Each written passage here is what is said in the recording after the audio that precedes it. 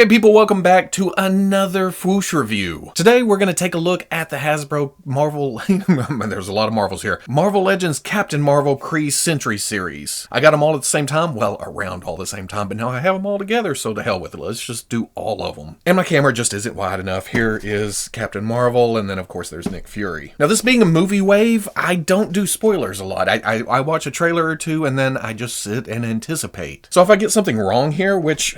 I don't know a lot of stuff, but you know, if it pertains to the movie or spoilers or modern comics, I just don't know. Like, I don't know who the cat is. I understand, I've been told, but I don't know the character itself. And some of these figures I may not be as excited for because they are movie characters. It's not until I see the movie where I'm like, oh, gotta have that for the shelf. So I learned a long time ago to not just skip series, because I'll regret it later. Now, saying all that, we're gonna start out with Nick Fury. Don't get me wrong, I dig Samuel L. Jackson as Nick Fury in the movies. He's a badass, but to people who don't know the movies, this is dude in suit. And as I'm opening these, I notice I don't have the Black Panther Wave 2 yet. That's full movie wave. But I've noticed they went to these full color side pictures, and then on the back they also have just a picture from the movie, not the prototype of the figure. I don't know why they're doing this now. Also, it's the new style package with the cover here attached to the bubble, not the cardboard itself. So I see a lot of talk of people stealing it in store. I don't think this makes it any easier. I guess you can get to the figure straight through the package, but if you're gonna take it home and switch it out, don't be a dick. But for people who do that, they still have to open it up and pull the tray out, take the figure, swap it out, put it back in. In that case, I don't see any difference than this. I really do think this is for recycling purposes. Putting it back together is a pain in the ass. Now, despite me initially thinking this was just the Coulson body again, and with a Nick Fury head, this is actually an all-new body. And we'll get this comparison out of the way right off the bat. It's a little bit taller. All the wrinkles are different, different proportion. Well, I can't say proportions because really, it comes out as a little bit scrawny, which is the problem I had with Coulson originally, too. It works for Coulson since he's kind of a slender guy, but for Fury, I want kind of a bulkier body, bigger arms, bigger legs. Not saying it's bad. I'm just saying different expectations, I guess. I feel like the way they did the tie this time around, a little more realistic. It looks like he's kind of loosened it a little bit, pulled it down. The collar looks a little bit better. That tie is a separate piece. You can see the buttons up underneath. They went out of their way.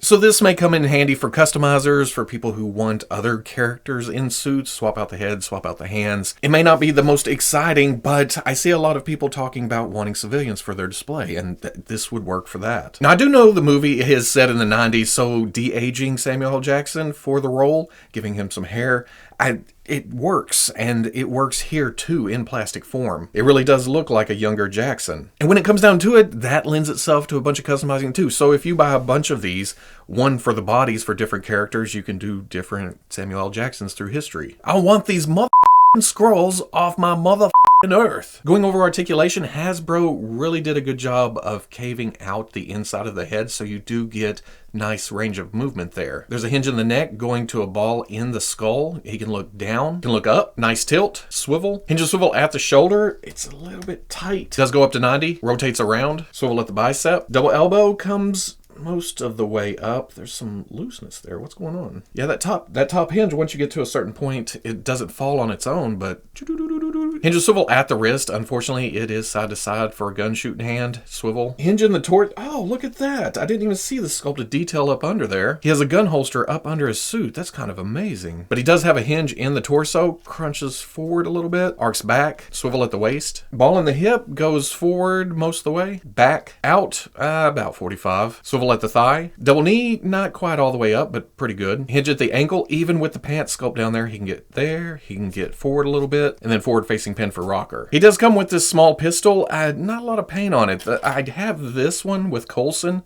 It's got the silver on top. It looks like the same sculpt. I don't remember if this came with Coulson. Did I grab this somewhere else? Is this off a Black Widow? I'm not sure. Slips into his hand. Rotate. It doesn't want to go in there. Oh, do we have it? Yep, there we go. There we go. And then we have the cat in chains. It is a nice little sculpt here. You can see some shininess to the eyes. The cat eyes are painted nicely. The transition from darker to lighter fur totally works. It kind of looks like there's articulation in the legs, but that's just seam lines. And then the silver paint job on the shackles. Now on the back, he also has this tuft of fur where it looks like he's being grabbed. Looks like it's molded specifically for Fury's hand, but Fury's hand is too loose. It doesn't hold it up in the hand. It's like the grip is too loose. Maybe heat it up, squeeze it, hold it there for a while. I don't want to glue it in there because that would make it really scene specific. But if it did hold, that would totally work. For comparison, here he is with the Marvel Legends Coulson from quite a few years back now, and the Marvel Legends Avengers Infinity War Black Widow. Good scale here. I do like that he is taller. It totally works. I just wish he was a little bit thicker. Here, the old Nick Fury is way taller, but good grief, do I hate this figure. Stand up. Arms won't go down. We need another tactical Fury, modern day Fury. Next up, we have Carol in bomber jacket. Oh, well, the package just rips all apart. And extra points to Hasbro for posing her with the cat in the package like this. I wouldn't have thought of that. In the promotional shots, the cat was sitting down. It looked like it was just batting at something. It actually being up in her hands.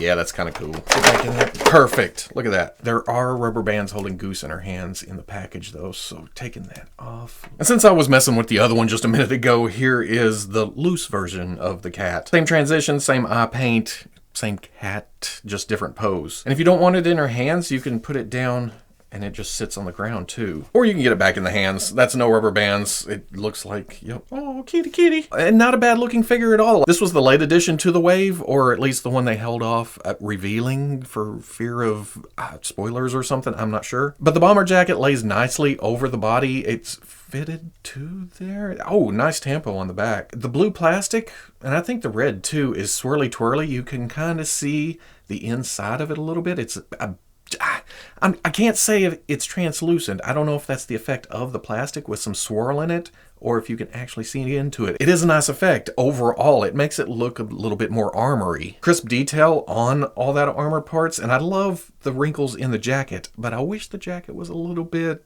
more matte. It's a little bit shiny, and that's me really digging for something to gripe about here. But then we get to the head.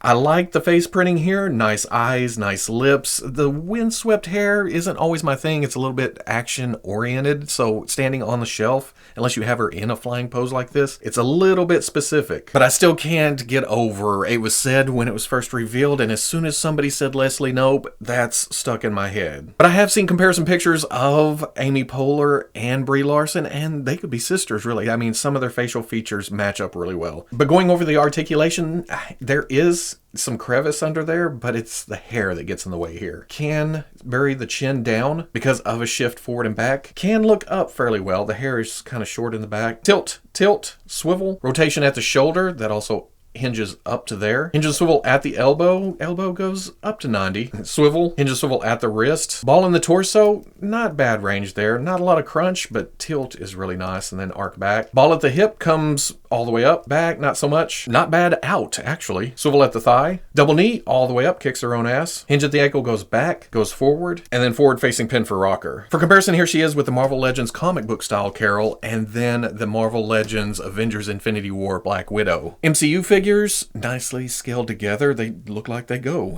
You know, they're in the same line. They fit together. Let's take a look at the comic book style Genis-Vell. And even for the comic characters in this wave, they've used a comic style picture for the back, not a prototype picture of the action figure. And they also did it across here, except for the two comic figures. Maybe it's to make the packaging a little bit more colorful on the pegs. Make it I don't know. And oh man, I already like this base body. It's a little bit larger than we're used to with the Bucky Cap body and some of the Spider-Mans, but I feel like it works for Genis. I feel like each part is kind of cast differently. The torso, it has the glitter up under it a little bit. I feel like it's embedded in there, but then you get to the legs down here and it feels kind of translucent. And then up in the arms, the glitter is kind of embedded in there. You can see it better here on the back. Or can you? I feel like that's a pretty good way of simulating the star field that he has right here. I like this better than if they had painted on little white dots all over it. It looks like it's inside. They did a good job for the metallic green paint on here, down to here, and then to here, but right here it turns into swirly twirly plastic. So you can see kind of a difference parts. This does a better job of conveying an armor look. He's got his bands. I like the look of the shoulder pads. I like the look of the helmet. A couple of points are lost because this isn't my favorite look for Genis. We'll get to that here in a second. But this surprises me how much I do like this, even if it's not my favorite. It's a good action figure. The head, the same way, that black plastic with the glitter embedded into it. But for mine, I'm not sure if each one's different. Maybe it's just a total shot in the dark. That's a good thing. On how the glitter is figure to figure, but I wish I had a little bit more glitter up here. Just a little bit more star filled inside the helmet. But it's a good look. He looks badass. The socket for the head, it's set really shallow for the ball. It pops on and it stays on, but you can see a lot of the ball up in there, which leaves a lot of gap in the neck. Thankfully, Genis has the helmet that hides a bunch of that, so you get the movement out of it, but you don't get a lot of hollowness. You can shift forward, you can shift back, which means he can look all the way down, really high up. Tilt, just amazing range right there. Rotates. These shoulder pads are attached to the shoulder ball themselves, and it's not the softest plastic ever. Speaking of plastic, this is soft. This reminds me of a G.I. Joe O-ring kind of. I know it's way too big, shush. But because of the harder plastic of the shoulder, he gets up to about right there. And then swiveling,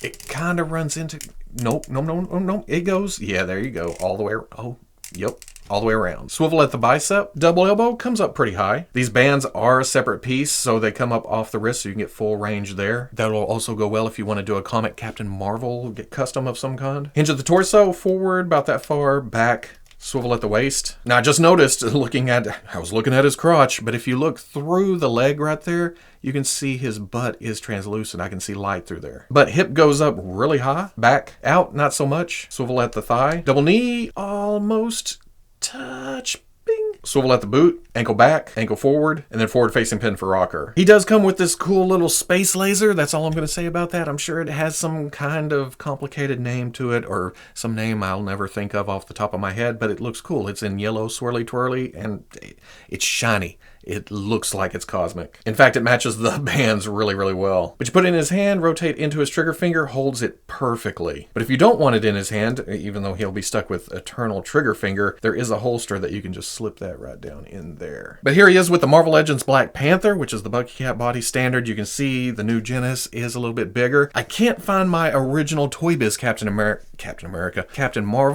and I don't think I ever got the Genis variant, but here's a custom I did way back in the day. You can see a little bit of wear and tear. It's old, okay? Give me a break. This is my preferred Genis look. I would love to see it in Hasbro style with the embedded glitter.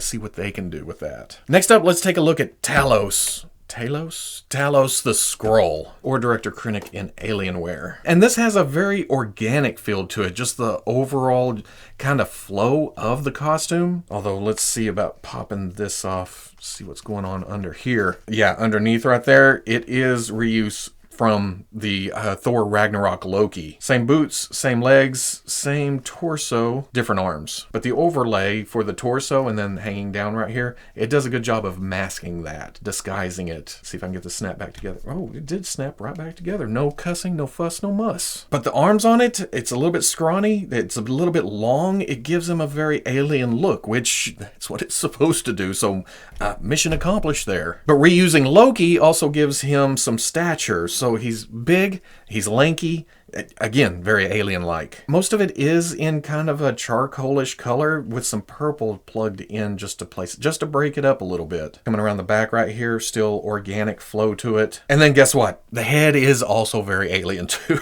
It's Skrull. What do you expect? Very elaborate paintwork on the head. I could see where this could mess up.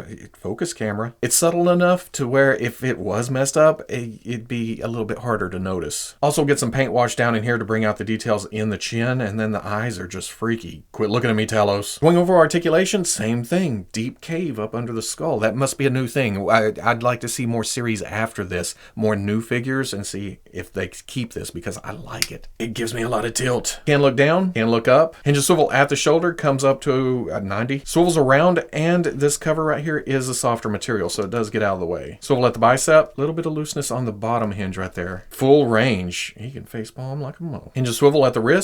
Hinge in the torso, but this overlay piece, it does get in the way. Swivel at the waist. Ball at the hip, comes forward. Back. This gets in the way. Out. kind of gets in the way. If you get too crazy with it, you can see this. There's a peg right there in a peg hole where pegs usually go. I don't know why I said it like that. If you stretch that out too far, it starts popping that pin out right there. Too far, it just pops out. But thankfully, because of the material used, it just pops right back in. Double knee would come most of the way up, but again, this gets in the way. Hinge at the ankle, back, forward, and then forward-facing pin for rocker. For accessories, you're looking at it. Considering they're shapeshifters, I would have liked to have seen an alternate head, but that may have tread too far into spoiler material or something. Oh, and getting him standing straight up, I like the silhouette this cuts. It's humanoid, but it's a little bit alien. If you were looking at it darker, it would kind of freak you out if you came up on this in a dark alley or something. But here he is with the Loki, about the same size, again, reuse right there, and the Guardians of the Galaxy Star-Lord. Next up, let's open up Yon-Rogg. Now, this was originally called Star Force Commander. In the solicitations that leaked out on Amazon, we saw him listed as Star Force Commander in a couple of other places. But then the Funko Pop came out, and that listed him as Captain Mar-Vell. So we thought, oh, is this going to be the MCU Captain Mar-Vell? And then when the trailer dropped, Disney's site even listed him as Captain Mar-Vell, but then the next day switched it to Star Force Commander. And then the figure comes out and we get Yon-Rogg, which I'm not as familiar with that. So is it going to be a bait and switch? Are we going to get to the movie and it's going to be, you know, Yon-Rogg and he ends up being Captain Mar-Vell? Are they mixing the two characters? I don't know.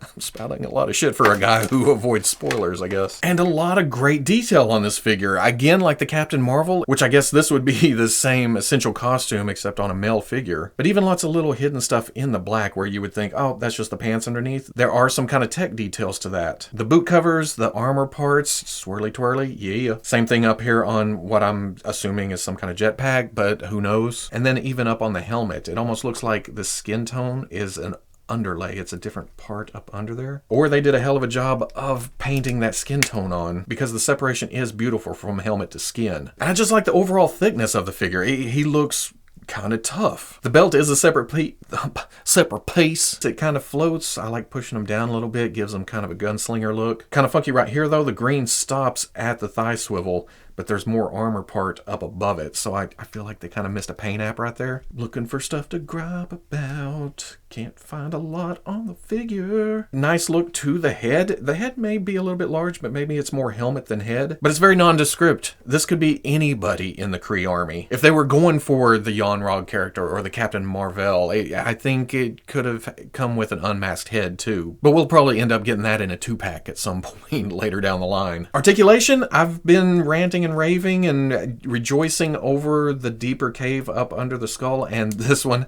it doesn't have that. It's just not as mobile as the rest of them. But by Legend standards, it's still pretty good. He can bury his chin, can look up, not a lot of tilt, swivel. Even with that armor sculpt on the shoulder, can get up to 90. Well, okay, not quite 90. I'm a liar. Rotation, swivel bicep. For the elbow going into the bicep, they didn't cut any kind of trench up here. Maybe they didn't want to cut into that sculpt right there. So there's not much movement at all at the top hinge. And then at the bottom hinge, you have this big sculpted forearm thing running into the bicep. So you get about 90 overall. Hinge and swivel at the hands, which the hands seem really large. Look, I found something else to gripe about.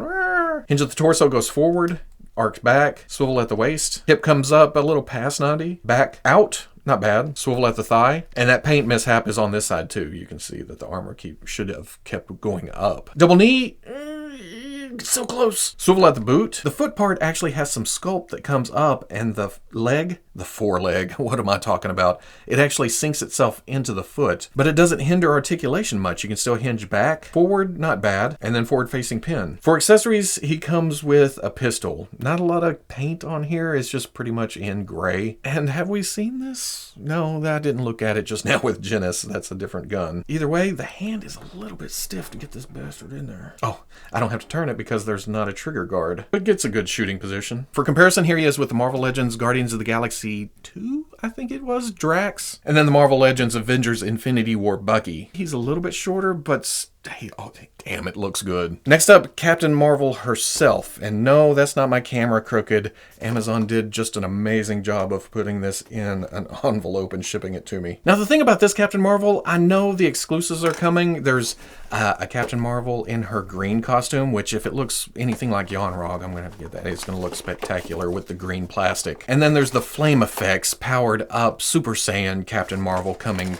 And If you don't want to get so many Captain Marvels, you can skip on this one because it doesn't actually come with a Build-A-Figure piece. But it does come with this unmasked head, which may come into play here in a minute. And honestly, this is the bomber jacket Carol without the bomber jacket. It's the same nice detail to the under costume. Different arms, of course. The other one has the sleeved arms, so you get that detail here. You get the shoulder pads this time around, separate pieces, but they just look cool. Swirly twirly plastic. I don't know how many times I'm going to say it. Some people don't care for the twirl in the plastic. They say it looks too plasticky, but me, I love it. I don't know. It's just something, especially on cosmic characters, it adds a etherealness to it. Like it should be in space. And I jinxed myself because here it is, a little narrow up under the head, so not a lot of tilt. Well, not bad. It's not terrible. But the hinge, the ball going up, she can bring your chin all the way down. Great up, which really works here for flying poses. Swivel. Shoulder pads being a separate piece, they're glued down at the bottom so they do get out of the way to bring the arm up. Swivels around. Hinge at the elbow comes just barely past 90, and then that swivels. Hinge at the wrist, swivel. Ball at the torso, forward, back, side, side. Hinge at the hip comes up to about 90. Back, not so much. Out. Swivel at the thigh. Double knee, kicking ass. Hinge at the ankle goes back, forward, and then forward facing pin. Now I dig the helmet look here. She's got a cocky kind of grin to her. She knows she's about to get in a fight and she's gonna love it. And then the hair coming up and out of the helmet, kind of definitely a flight look, but it also blowing in the wind. It looks great. But she does come with an alternate unmasked head. And I feel like this one is much less Leslie Knope, much more Captain Marvel. I've heard complaints of the photo reel missing the actual sculpt, the eye off the sculpt a little bit. Mine, it looks pretty good, at least, in person. Wash to the hair, bring out some detail. But you will notice that she still has the armored neck. Whereas in the movie, you can see skin coming up under the collar. When she loses the helmet, she also loses the neck guard. So I'm pretty sure this will stay an armored look. But this head will totally work back on the bomber jacket Carol, and you have the naked neck. You have the neck without the armor on it. You have the bomber jacket. You have the more laid down hair. If you don't care for the likeness on this or the action hair, you can put this on here. And then she comes with 2 fists, and they'll switch out for 2 really, really flat open palmed hands. And then for comparison, here she is with that Black Widow again, good size between the 2 of these. And for comparison within the same line, Fury is taller than Captain Marvel. And then finally, let's take a look at Marvel's Grey Gargoyle. Transmuting mercenary, huh? And while Grey Gargoyle wasn't my favorite villain back in the day, I've wanted this action figure for a long, long time. I don't know why. He's got a weird power. In fact, looking at it now, I thought, you're not really going to go looking for it, but I think in the actual comics he has a hole in his glove, and that's where he actually does his stone turning. But he has the clawed hands, he has the clawed feet, and otherwise he's just a basic base body. But they did kind of do the same thing as they did with Genis, and they have kind of a stone pattern embedded. It's not textured, but these dots and stuff are actually in the plastic. Again, kind of I don't want to say depth. It looks like hand soap, really. But it smells like plastic and happiness. The cape has these hoops coming around, and that's what actually holds it on. I've tried several times to put the pin that's up in there in the actual hole in the back. It doesn't really go in the hole, but it holds it really far off, which is not a bad thing. I feel like if this was laying down, this would curve up into the body and get in the way. Floating belt likes to ride up. I like bringing it down, hiding that articulation point. And then here you can see, big cutout under the skull, and he sits really high, actually. Makes his neck look really long, but if you shift forward and kind of hunch him a little bit, it brings it down to an acceptable height, I guess. Look at that face, that thin little mustache, that haircut. That is the face of a bad guy. He's a bad guy. He's turned all his skin to stone. He's essentially just wearing gloves and boots, and then he still wants to wear this mask like he's the cookie crook. It reminds me of Grey Gargoyle, so I guess they did what they set out to do. But because of how high that head is up there,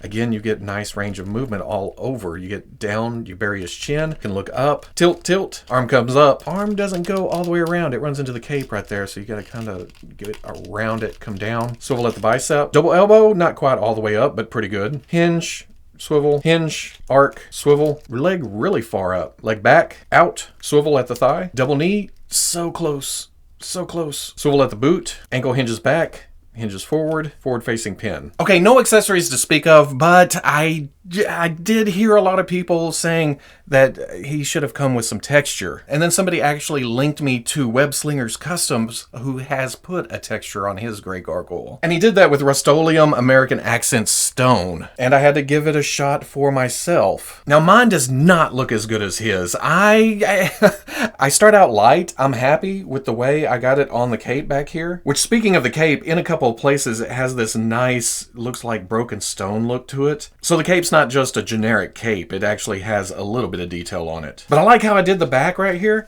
and then my brain goes, hey, if it works great lightly spraying it, let's get a little bit heavy. And I got it too heavy in places on the front, so I need to go back and clean it up, maybe knock some of it off. But essentially tape off the blue, put some silly putty over the mask and the hair, give it a couple of light sprays, seal it, and you're good to go. But as is, I'm okay with the actual look from Hasbro. For comparison, here he is with the Marvel Legends Black Panther and the Marvel Legends Whirlwind. Good size between these two.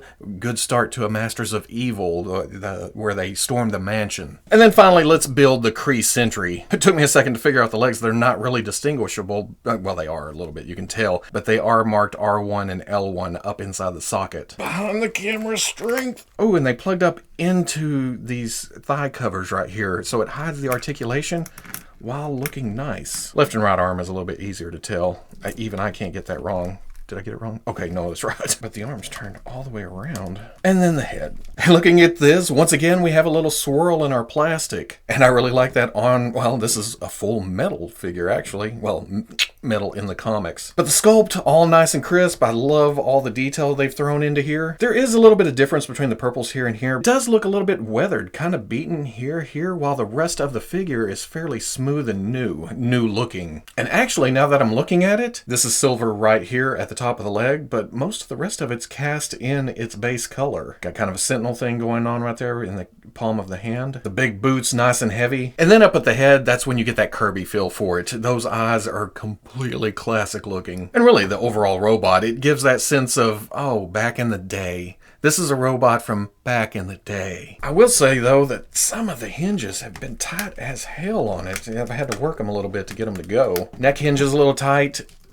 The bicep swivels are super tight. The articulation they put into this thing, for a larger robot, it feels kind of agile. Okay, the ankles could be a little bit better, but for the rest of it, especially here, there's a lot of movement to the torso. A lot of movement. And going over articulation, there's a hinge in the neck, ball at the top. No tilt, but it does hinge back, hinge forward, rotation. The arms hinge to about right there. Swivel around. Swivel at the bicep. Single elbow, about 45. Rotation at the wrist. Hinges in. Already talked about this, but just love it. Hula hooping Kree Sentry. Hip comes up, hip goes back, hip goes most of the way out. Swivel back behind that armor plating. Double knee, not gonna kick his own ass, but pretty far. Ankle restricted just because of how thick this thing is down here, but back, forward, and then a little bit of rocker. For scale, here he is with the Build-A-Figure Spider or SBDR, and then the Marvel Legends Ironmonger. So much twirl in there. And looking at it like this and thinking of the Kree Sentry, it feels like it should be bigger. And looking it up online, it says the average height of a Kree Sentry is 15 to 30 feet. Honestly, we're getting at about 8 inches, so it should be bigger,